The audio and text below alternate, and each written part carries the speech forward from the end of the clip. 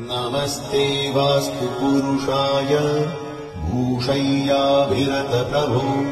मद्गृहम् धनधान्यादि समृद्धम् कुरु सर्वदा।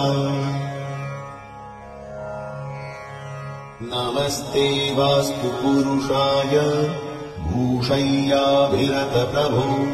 मद्गृहम् धनधान्यादि समृद्धम् कुरु सर्वदा। नमस्ते वास्तु पुरुषाय भूषय्याभिरतप्रभो मद्गृहम् धनधान्यादि समृद्धम् कुरु सर्वदा। नमस्ते वास्तु पुरुषाय भूषय्याभिरतप्रभो मद्गृहम्